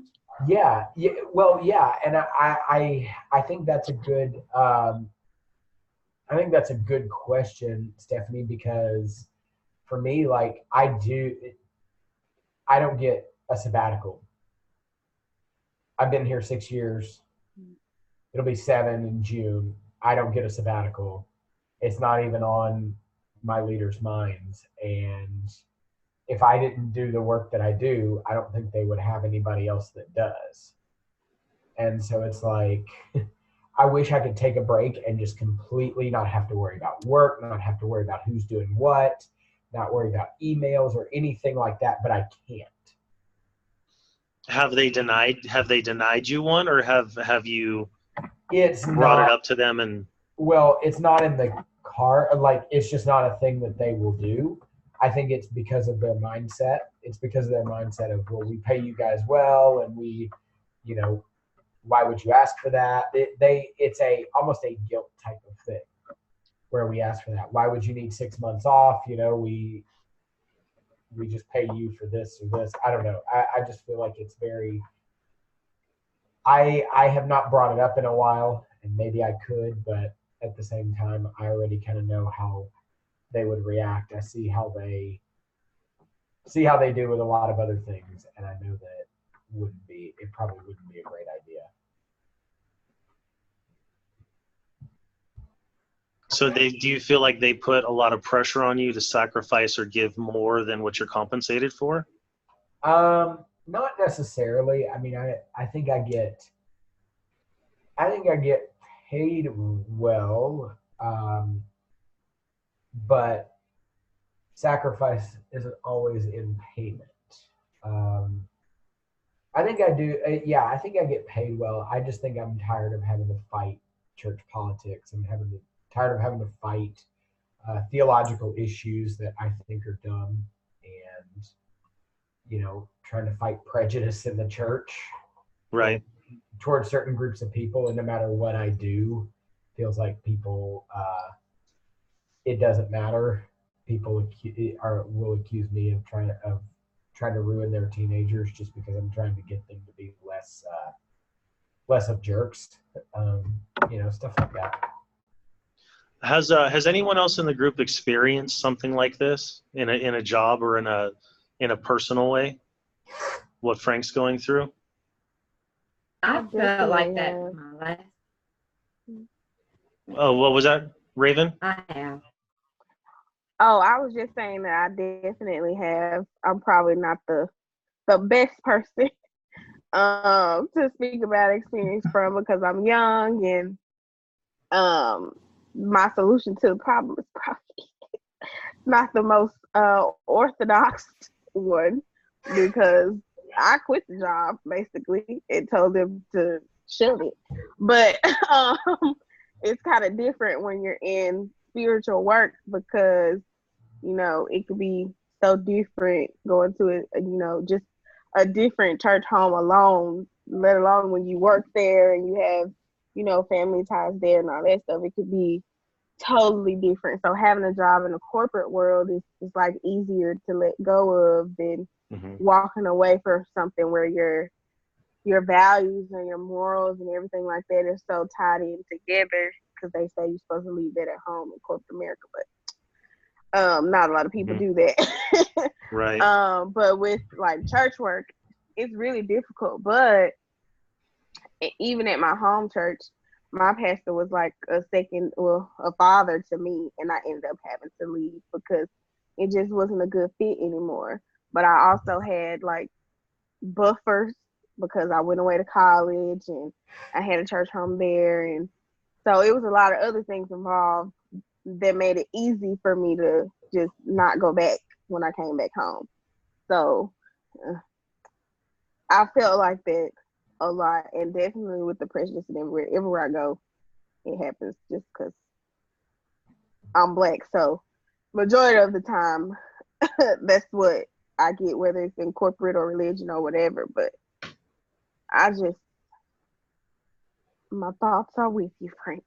That's all I can say. Well, and that's the whole thing. Like, I mean, people, again, I hate talking this much because I know this is a session not just for me. people would say, well, why don't you just quit? That's not that easy. Not that easy of a thing. I mean, I do get paid pretty well, and right now, having 2 children and having moved a year and a half ago to a different house kind of stuck me in a position where I can't. I can't until I get a degree somewhere else. Like, because a lot of people don't even know what a youth pastor does, don't even know my skill set. And so it's like, if I were to get a new job, I would have to start all over, take a significant pay cut, or get a degree from somewhere and be qualified in something else. And so that's where I'm at. That's what I have to do. Well, and well, no, go ahead. Sorry, go ahead. If I can speak on church world also, it's so like everyone talks and everyone knows everyone. So Frank, correct me if I'm wrong, you'd almost have to go to a different state in order for all the things about you and what people say, not follow you. Oh yeah. I mean, that's the way it is. Luckily, I don't. There's more self-disclosure in this group than I self-disclose myself at church. That's how you have to be. That's how you. I learned that one very quickly. You can't open up to people. You can't have friends, and I think that's another struggle. Like, you can't have friends and be a pastor, in my opinion. You can't have friends and be a pastor. Ones that you can like be truly honest with, you mean? Yeah, you can't. You can have surface level friends, but you can't have deep friendships with members of your church and be a pastor. Church world can get very messy. Absolutely. Very messy. You can't have friends because the minute that they, in my experience, the minute they disagree with you, they will betray you. Mm-hmm. So that is my opinion. That is because I have been burned a couple of times on that, but. And you don't want to feel like you work in a church, but then you're constantly judged. Like you're out here serving people, but everybody's got an eye or an ear to communicate something about you that they don't like. Yeah. It's almost like you never stop playing the role. Like, you're a pastor, you're expected to be perfect, you're expected to have really high morals, not to think, critically about yourself or the way that other people do. And it's almost like your job is who you are all the time. You leave work and you're still a pastor. You go home, you're still a pastor. You go see a family member somewhere, you're still a pastor. And it's like, you can't, I think maybe it almost feels like you're at the point where you're playing a role constantly, and you feel like you get to really, you're not yourself. Like, maybe like you're playing a role all the time. I can't be there. I can't. The only person, there's only a couple of people I can be truly myself with. There's very few. Right. And that's not the way it should be in a church, but unfortunately that's the way it is. And right. Have you experienced that, Stephanie? Like, absolutely. Have you had that kind of experience? Definitely. And even I feel like the pressure is even doubly so when your children are present, because their behavior is magnified, or the view of them is magnified, and every little tiny behavior or ill behavior that they exhibit is bounces back to you, and like your parenting ability, especially because I work in kids. Yeah. And it's like, oh, must be because she's divorced or single mom, or she did something wrong, so yeah, I get so much. They can be incredibly judgmental places and people for being a church, for sure. Yeah, and I mean, sure. Yeah, and I get like people are just people, and so I have to remind myself to continuously be forgiving. But it's still really hard. I'm like, I'm just a person too. Yeah, absolutely. I mean, when can I? That's literally the bottom line. We're all just people. Yeah, when Is can it? I treat them the way they treat me? You know what I mean? Like, that's what I ask myself all the time. I keep having to be the bigger person, the more mature person.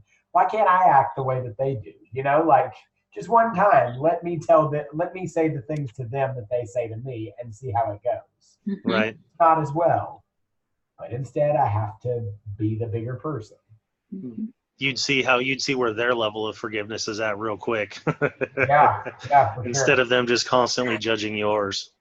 Yeah, for sure. But I think that, especially because Frank and Stephanie, you guys work in a church, I think that we definitely have to work on how guilt is related to self-care. And how often do you guys feel guilty when you've made a plan to care for yourself, or you wanted to do something for yourself, and then there's a conflict, you know, like my work wants something or my family wants something? Do you often feel or ever feel that you're giving up on caring for yourself to meet other people's expectations? All the time. How much do you feel that affects your own level of happiness or your own keeping it together?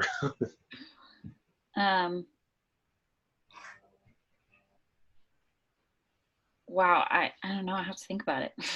Okay, while you're thinking, I'll go. I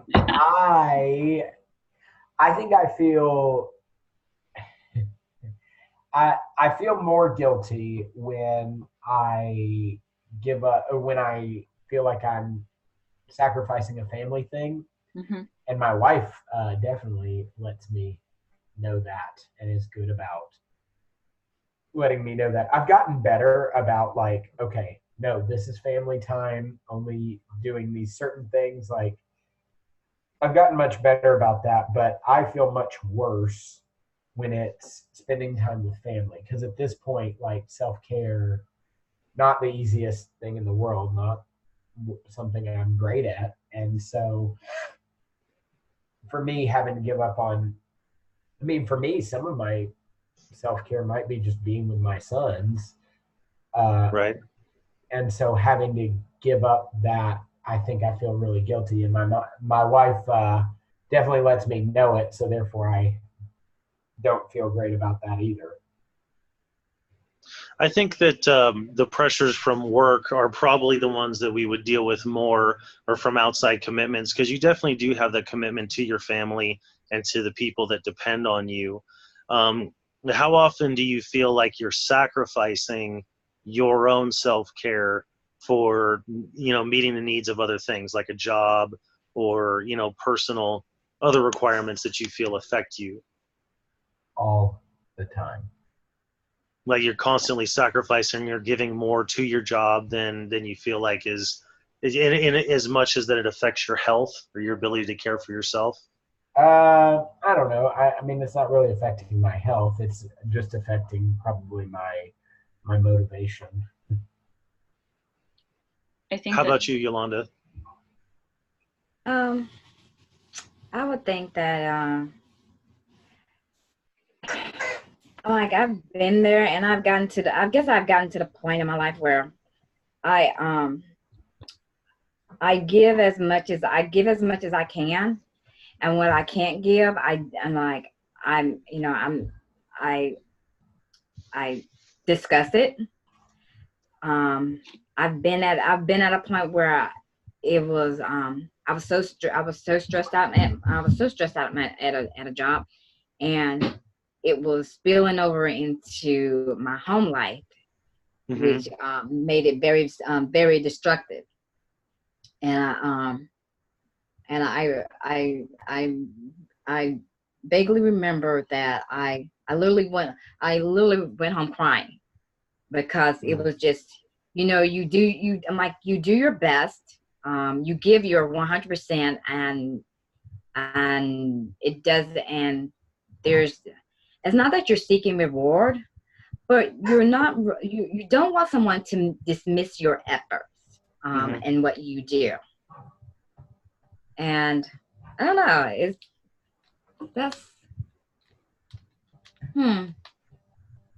but I know for me, now it's not that I don't care. it's just that, you know, I only have so much I can give. And what I don't have, but I can't, I just don't worry about it. I said, because at the end of the day, whether I'm there or not, their business is still going to continue to go on.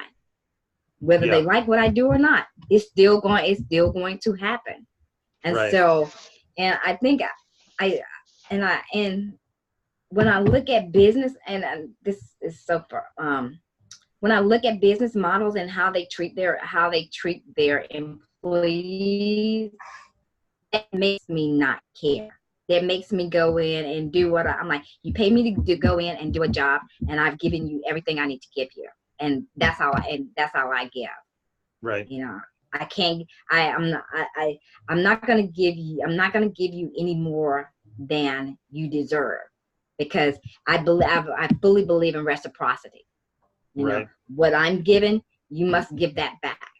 And if you can't give that in return, do not expect from me what you can't give. Right. But I had to get to that place. I had to get burned by several positions in order to get to that place. Right. Yeah, I think that as we go through that, we learn when to say no and how to prioritize. I think that we could all benefit from learning to say yes at the right time, but then learning to say no at the right time. No to certain things, but more of a yes to ourselves, to make sure that we're taking care of ourselves first, so that we can function at as high a level as we need to for the people that depend on us. So if maybe you look at your week or your commitments right now, what steps could you take to balance your commitments and make a conscious effort to care for yourself more? I think is a good question for us to think about through the week. We got about 14 minutes left. I think for a goal for this week would be that make a conscious effort to balance your commitments and make sure that you are caring for yourself, at least to the same degree that you're putting into work and your other personal relationships. I think for eating this week, I think we should all try to focus on making a healthier choice, whether it's portion size, whether it's the type of food that we eat, or whether or not it's our planning for the week on what we're eating. Because I think that if we focus on making the healthiest choice versus, a focus on denying ourselves, it'll be easier. And if we consistently make good food choices, I think that that'll affect our emotional health, and, that'll give us, more capacity to handle the other things that we have going on. With the appreciation for a good cheat meal and a good emotional stress eating every once in a while. But is there anything, any of the topics that we discussed that you guys would like to go back on or complete our thoughts on it?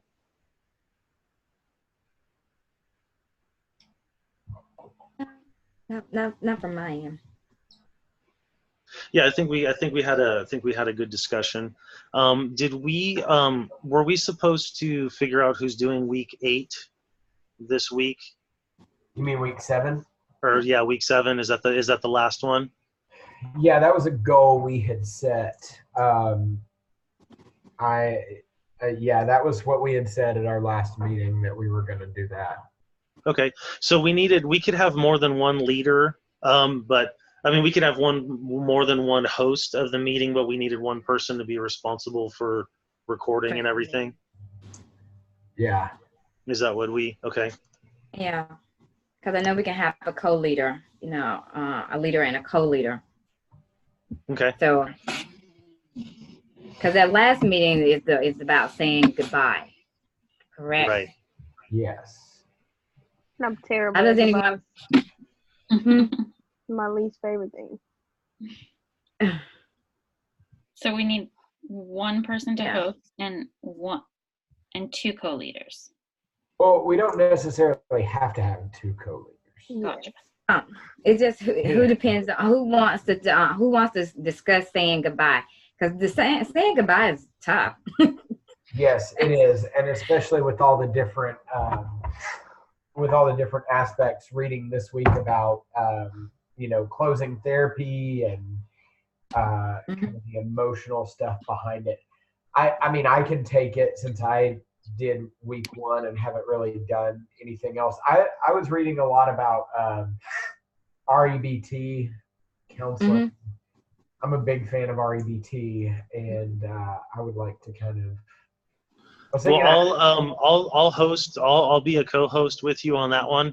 Okay. We can discuss during the week. Maybe select some major topics, and we can organize who will take which one. Okay. If you want to host it and record it, then I'll bring some topics that we can co-lead together. I'm good with that. Okay. Thank you, guys. Thank you. Yeah. Raven, was there anything that you wanted to touch on or felt like that maybe that we didn't touch on, or something that you wanted to explore in regards to self-care or healthy eating? Oh no, not necessarily. I did message our professor, and I don't know if she got back to me or not about me being late today, but we'll see. I did let her know that I told you all to go ahead and start without me. So if something comes up, I'm sure she'll let us know. Okay.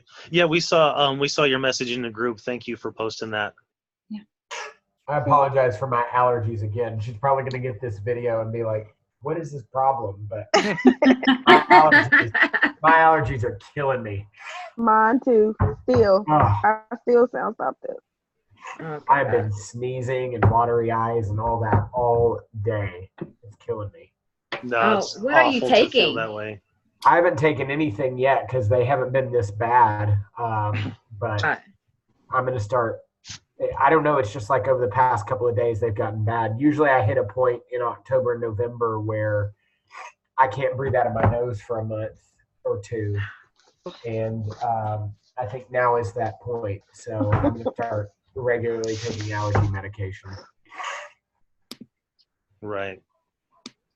Allegra works pretty good for me because it has 180 milligrams of whatever the stuff is. All the other ones only Good have stuff. like Of the 80 good juice, milligrams. Yeah. So try Allegra. It has the good stuff in it. I will consider that for sure. I did not mean to talk as much today, guys. I apologize for that. I try not to talk all that much. No, it's it was good for the group. We Yeah. appreciate It was appreciate your vulnerability. Yes. Yeah, we've all been there. Exactly. I'm hoping that you see the light at the end of the tunnel. Even Got to go through transition. Yeah. Yeah, Stephanie, I really appreciate your perspective. Someone being in ministry as well. Likewise. Understands. Yeah. For sure. It's definitely different when you're paid. I've done a lot of volunteering in ministry.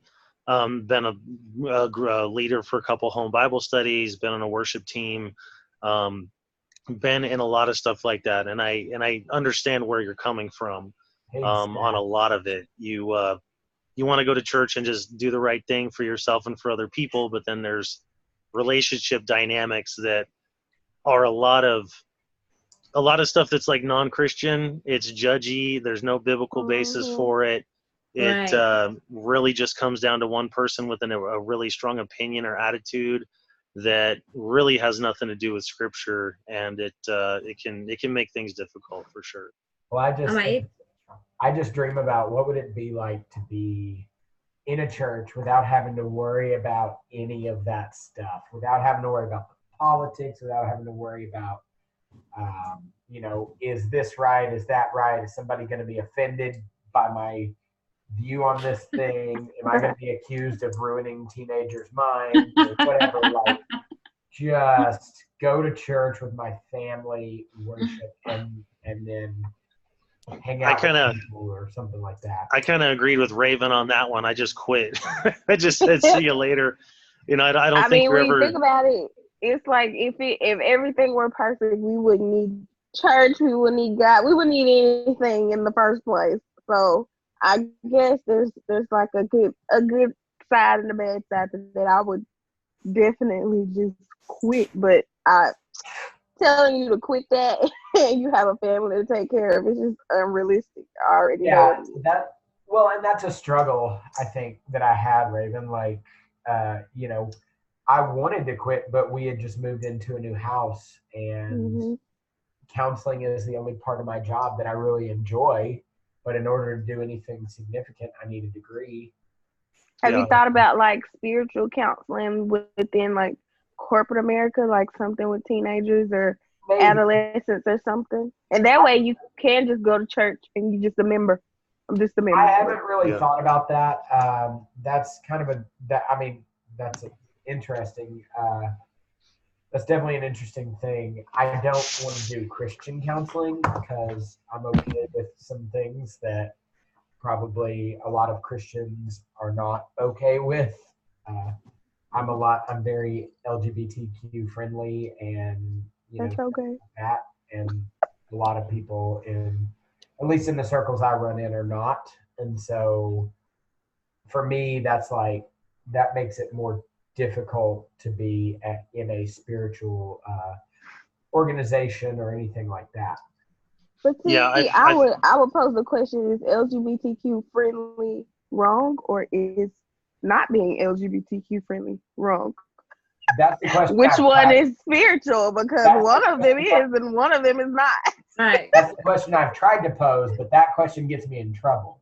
That's the thing. I've tried. And then you should follow with, what would Jesus do?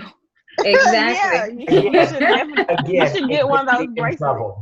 Again, things like that get me in trouble. So you just can't win. You should definitely look into like youth counseling or somewhere like for the local like Y or something like that, or like places that may have a program that you can go in. The problem with that too is that I would have to take a pay cut to do a lot of that, and I am paid pretty well, and that's the struggle, because a couple of months ago I found something that I really felt like I could do well, and felt like something I wanted to do that would be different than this, but there's just no way they could pay me what the church is paying me now. And like, I have 2 kids in preschool and a mortgage that right now is half of, is like a quarter or half of my paycheck, or something like that. So it's like, so you've got a plan to get out. You've got a plan to do something else, but you need to learn how to function effectively while you're still there in the meantime. Mm-hmm. Which is absolutely. And also maybe a lot more doable than you think, because right now I know money seems huge, but if we can sit down and just cut down on a lot of unnecessary stuff, like for me, shopping, it might be a little tight, but it's doable. And somebody once told me, if it costs you your piece, it's too expensive. I can't do it. That's good. And have you heard I'm of gonna go crazy. That's good. But I think the first thing, just really put yourself out there, because I think once you put yourself out there and you start seeing yourself getting hits, I think that'll motivate you to be even more engaged to do that, to do something else. And you never know. You may be able to find the type of money that you want to make, and that kind of is comparable to the type of money that you make now. You just got to put forth just maybe a little bit more effort. I know it's hard. Well, I've done that with the kind of skills that I have. I mean, a lot of the things that would somewhat pay me anywhere near what I would want or need would be things that I have to have a degree that I don't even know how to do, like, business or math or something like that. I'm not good at that kind of stuff. And I don't have a degree in that kind of thing. So a lot of jobs require a bachelor's degree in something I don't even know how to do. So our church does something called the Alpha Group. And it is for people who are not affiliated with any type of religion, but are interested in faith. And it often brings in like transgender and LGBTQ and things like that are kind of wondering. And it's called Alpha, and they're global, or not, maybe not global, national. It might be something to look into to kind of satisfy your help? Yeah. I'll look at that, and there are probably I probably have several options. It's just you know, a matter of kind of tired for right now, and just trying to. Well, I think the benefits are that you are making good money.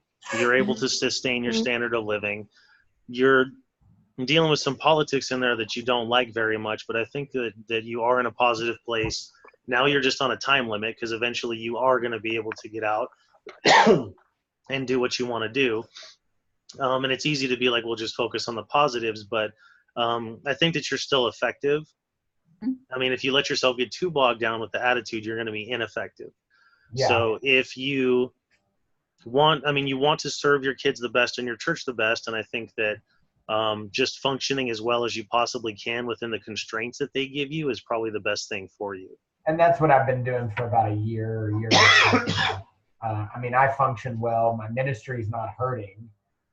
It's actually thriving and growing. I'm just not personally that spiritually healthy or anything like that. Right. Just because. Well, I wish my advice on food would help fix all of that for you, but I don't. You too. I don't think that it will. Wrong week. Yeah. Right. All right. Well, we wish the best for you. I think things are going to change, be more positive for you. But we're done for today. Thank you guys for your time. I appreciate you giving me the platform to pretend like I know how to do this. Yeah, even though this I is don't. A good group, so did a good job. Oh, thank you. Appreciate it. All right. You guys have a good week, and we will catch up again next Sunday. Hey Jesse, let's talk soon about week 7. Sure, absolutely. I mean, you can call me or text me or whatever. See you, Stephanie. Bye. I'm gonna do a little research on some topics that I think that are important, and then we'll just collab on. We'll collaborate. Okay. Yeah, that'll work.